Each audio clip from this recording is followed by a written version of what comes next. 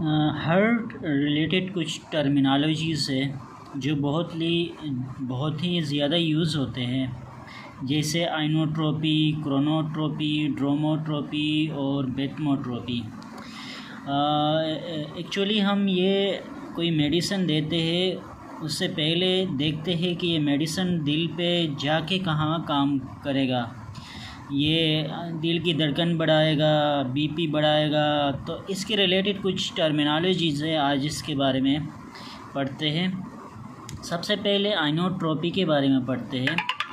आइनोट्रोपी actually ions का entry, मतलब ये कि एट्रियम, वेंट्रिकल्स, एसे नोड, एवी नोड, जहाँ जहाँ पे भी आइंस इंटर हो रहे होते हैं मसल के अंदर, उसे आइनोट्रोपी कहा जाता है। दूसरा, उसके रिजल्ट में कॉन्ट्रैक्शन आता है। जितने भी अच्छे आइंस इंटर होंगे, यानी जिसे कहते हैं डीपोलराइजेशन, यानी पॉजिटिव आइंस इंटर होना, नेगेटिव आइंस कम होना, कॉन्ट्रैक्शन इसके रिजल्ट में आता है। तो जहाँ जहाँ पॉजिटिव मीन्स, इसका मतलब ये है कि एक नेगेटिव आइनोट्रोपी कहलाता है, एक पॉजिटिव कहलाता है। जहाँ नेगेटिव का मतलब, पॉजिटिव का मतलब ये हुआ जो कॉन्ट्रैक्शन है वो इंक्रीज़ कराना। कोई मेडिकेशन हो सकती है या कुछ और थेरापी हो सकती है जिसकी वजह से कोई भी आइनोट्रोपी इंक्रीज़ करा रहा है, इसका मतलब पॉजिटिव हो गया वो। अगर वो डिक्रीज़ करा रहा है, इसका मतलब नेगेटिव हुआ। इसी तरफ क्रोनोट्रोपी की तरफ चलते हैं। क्रोनोट्रोपी कहते हैं दिल की धड़कन बढ़ाना या कम करना। अगर दिल की धड़कन दिल में एक ही जगह है, वो एसे नोड है। एसे नोड क्या करता है, जनरेट करता है दिल की धड़कन, हार्ट रेट। अगर कोई भी मेडिकेशन या कोई भी थेरापी दिल की धड़कन इंक्रीज़ कराए, उसे कहते हैं पॉजिटिव क्रोनोट्रोपी। अगर कोई भी मेडिकेशन या कोई भी थेरापी दिल की धड़कन कम कराए, उसे कहते हैं नेगेटिव क्रोनोट्रोपी। अब तीसरे स्टेप पे जाते हैं, ड्रोमोट्रोपी। ड्रोमोट्रोपी का मतलब है फ्लो का मतलब कंडक्शन का मतलब बिजली का पास होना किसी रास्ते से, उसे ड्रोमोट्रोपी कहते हैं। ये स्पेशली एवी नोड में होता है। बिजली पास होता है एट्रियम से वेंट्रिकुलर्स की तरफ।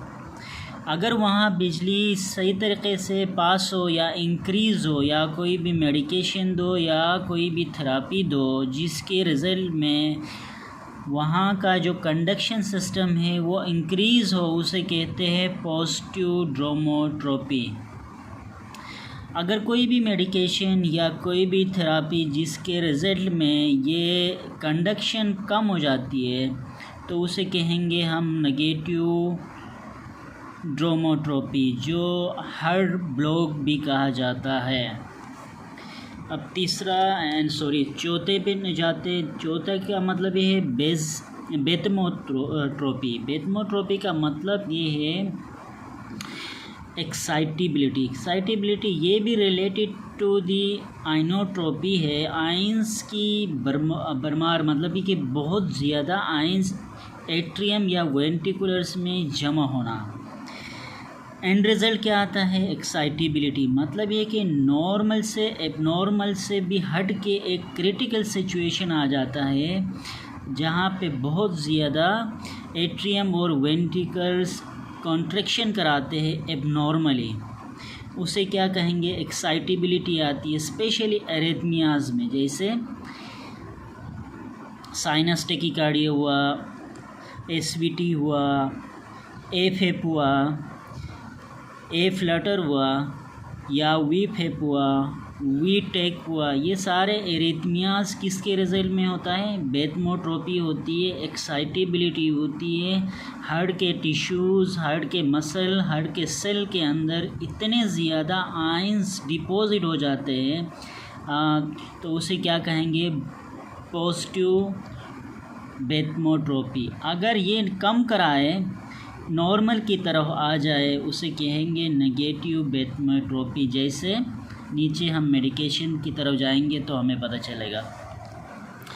अब मेडिकेशन वो चीज़ जो इन चीज़ को इंक्रीज़ करती है, फॉर एग्ज़ाम्पल आइनोट्रोप को इंक्रीज़ करती है, इसमें सिम्पैथोमेमिक का मतलब ये हुआ कि वो मेडिकेशन जो सिंपैथेटिक नर्वस सिस्टम के रिलेटेड है, यानी नोरेपिनेफ्रिन, एपिनेफ्रिन, डोपामीन, कोई भी ऐसा ड्रग जो दिल की धड़कन बढ़ा दे, कॉन्ट्रैक्शन बढ़ा दे वेंट्रिकल्स में। स्पेशली जब कॉन्ट्रैक्शन की बारी आए तो यहाँ पे स्पेशली एक ड्रग का नाम लाजमी लूँगा, उसका नाम है डोबिटामिन, जो स्पेशली वेंट्रिकल्स में काम करती है और क्या कराती है, कॉन्ट्रैक्शन बेटर करा देती है। इसी तरह मल्टीपल ड्रग्स होंगे तो जो कॉन्ट्रैक्शन बेटर करा देती है उसे क्या कहेंगे,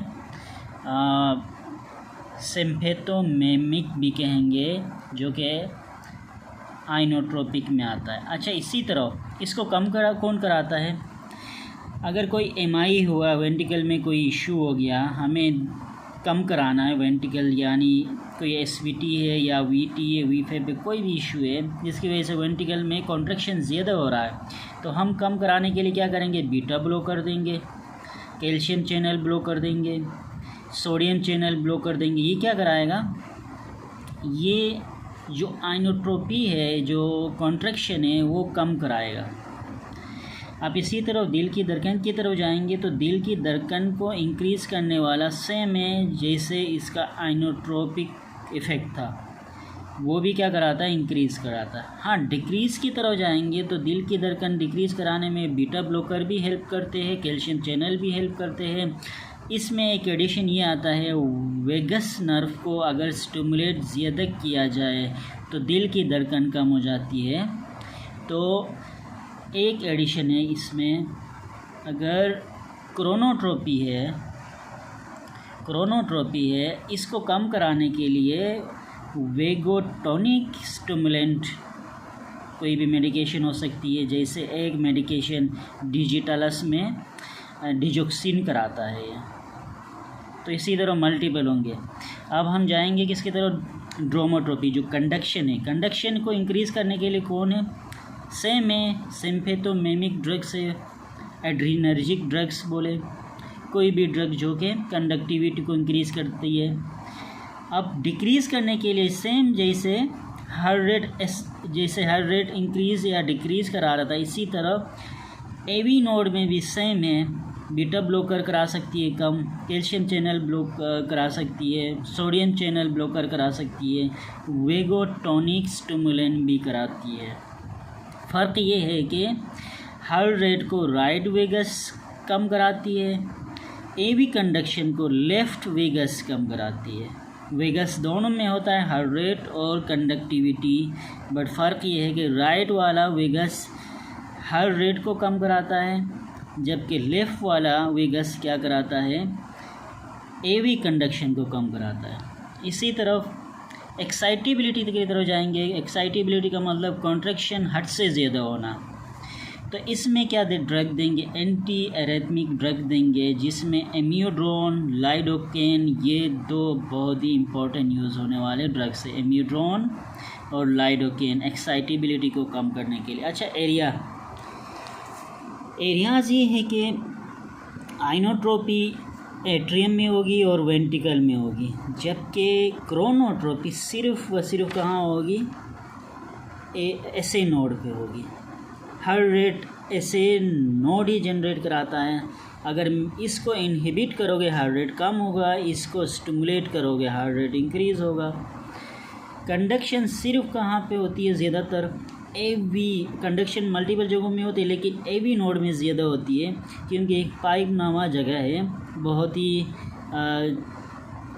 कॉन्स्ट्रिक्ट जगह है, वहाँ से कराती है, इसका नाम है एवी नोड के जो कंडक्शन का स्पेस है, जगह है। अब एक्साइटेबिलिटी सेम, जहाँ कॉन्ट्रैक्शन हो रही है वहाँ पे एक्साइटेबिलिटी भी हो सकती है।